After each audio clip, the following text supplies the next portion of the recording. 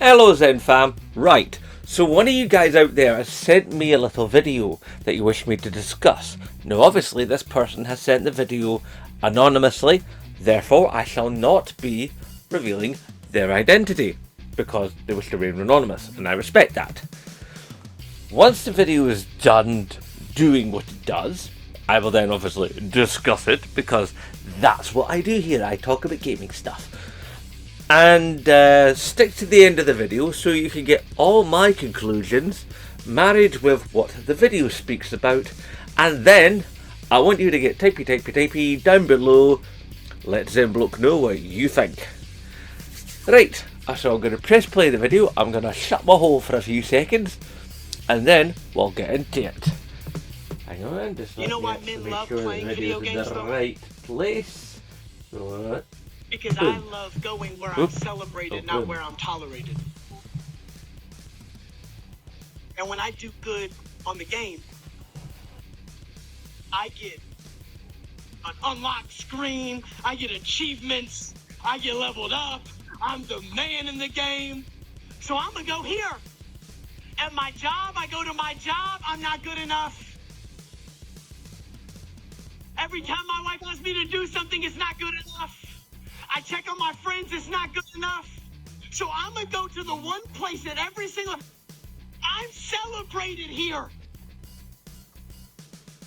And I know men aren't perfect. I know I should find my value at the cross, but sometimes my flesh wants some validation.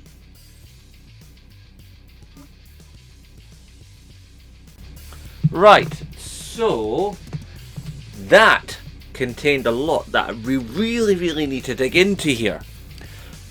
First of all, the guy is right in a number of ways. Now admittedly, this gentleman is a pastor in the States, so that's one of the reasons why he slightly wraps up what he's saying in theology, but talking about pleasure of the flesh and the cross and blah blah blah blah.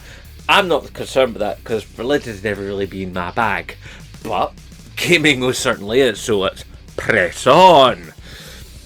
He talks about how like you're never good enough, you know. There's definitely a feeling that like in life we're the NPCs. We're never the guiding force. We're never the center. We're just trudging along, and I think a lot of people feel that way. Not just gamers, but as gamers we have the outlet. We can have these adventures, we can have these experiences, and we have the machines, we have the apparatus to be something, to be someone, to be anything. We can save the universe, we can crush crime, we can free the kingdom, we can be a cat, we can be an alien, we can be different sex even. Anything is possible in gaming. We can escape ourselves. And so much of the time in life, we never get to feel like we're good enough. We never get to feel like we're the central character. Most of us in life are adults. I mean, this gentleman, he speaks about men who play video games. Now, to my experience, humans play video games regardless of gender.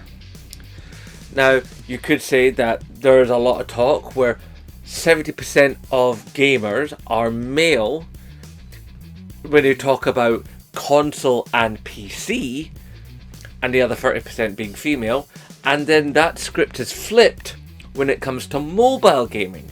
Now, I don't know whether or not I technically agree with that. It just sounds plausible, but I often think that life is more complicated than that. However, then we also have to add into the fact that we live in a time where there are people who believe themselves to be of a differing sex, and they have gone forward and they're changing that, or they're in the process of changing that, or have changed it. And then you have people who are non-binary, who, you know, these are humans who have a more fluidic nature to their own identity.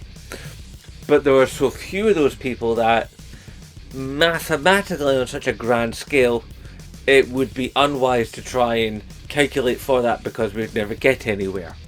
So we'll center on the idea that like humans play video games, and we have the question is why adult humans still play video games. And of course there are the classic reasons like escapism and entertainment, and because it's fun. But I think it's also, there's a case of there's a stress relief angle. There's an angle where like we'll fight this implacable foe, we'll race this incredible race, we'll do this, we'll be performed in a deed that is an undoable deed until it is done, and then we'll have the satisfaction of having done the deed. And there's a cathartic release from that. Whilst in our lives, especially as adults, we are piled upon by responsibility and duty. And the more things you have, the more the pile on it becomes. You could be a single person, still maybe even live with your parents, because let's face it, the property market is poo, and you have to have a job, and you know, you're paying your council tax, you're buying food, electricity, you know, the gas for the central heating, yada yada yada. You have all these things upon you that you have to do. You have to interact with your family, you have to interact with your boss, you have to interact with your friends. You have to go through all the social stuff of life. Life is stuff. It's just continual stuff happening to you and at you. And you, in turn, also have to give pieces of yourself away all the time. Here's the piece of me that goes to work. Here's the piece of me that interacts with my family. Here's the piece of me, and so on and so on and so on. And you give and you give and you give pieces of yourself all the time. Well, gaming, for us, the gamers, is a way of taking back pieces of us and bringing and giving them back to ourselves. That's my thoughts. I don't know. Maybe I'm just being overly, you know, armchair psychologist here.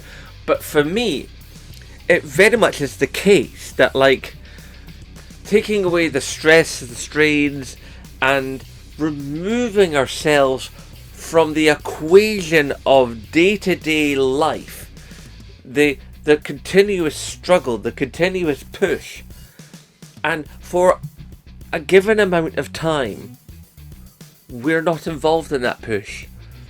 We're involved in expressing ourselves in what I've called for and argued many times. In fact, I have a video arguing this very point, that games are art.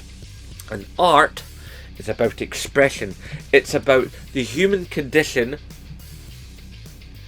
in whole or in part, being expressed through a medium that other people can look at and experience for themselves and understand the human condition of other people, and by understanding other people's human condition, understand our own human condition, and we grow as a species because of it.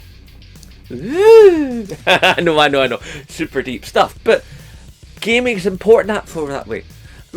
It's important. All things play to a certain extent. Look at dogs. Dogs play with each other.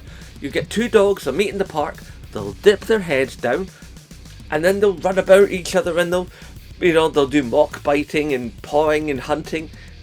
And then if one dog gets a bit hurt, they'll back off. The other dog will stand there watching, and then both dogs will dip their heads again, and off they go again. Play is essential to sentient life forms. We have to have a release. Us humans at our very core, at our beginnings, we had social release. We'd gather around the campfire at the end of the day, or in the hut, cooking after the meal had been eaten, or whatever. After we were no longer hunting and gathering and making and doing.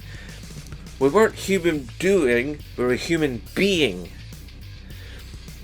And when we got a chance to be human beings, then obviously that experience was shared. We told stories, we sang songs. Perhaps we even creating narratives together. And that's part of the human construct of building narrative together and experiencing each other's narrative.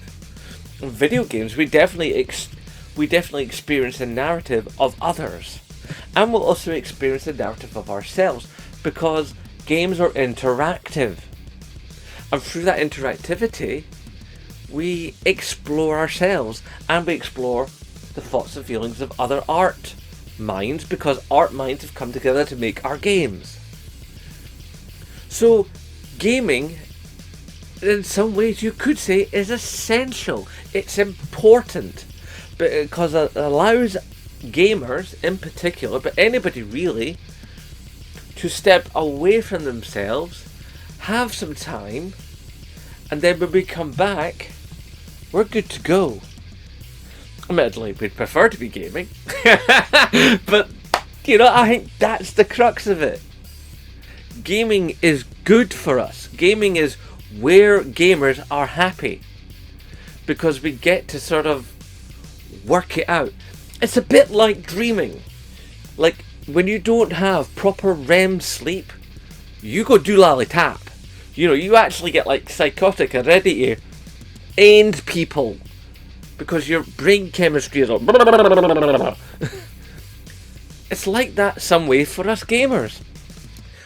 We get to experience stuff that we could never do in our tiny little lives, where we wake up, we eat breakfast, we go to work, we do our jobs, we come home, we eat some stuff, we might watch a bit of telly, we might play a bit of video games, we go to bed, we wake up, and we do the whole thing all over again. And we do the whole thing all over again for year after year after crushing year. So yeah, we're gonna play some video games to sort of like decompress and detoxify our existence from the crushing reality of the daily grind of being a human, because it's things like that that make us feel like NPCs, when what we really crave is being the central character. And call me crazy, but I think gaming definitely helps us in that particular struggle. Hashtag support Scottish YouTubers. And of course, as always, nae bother.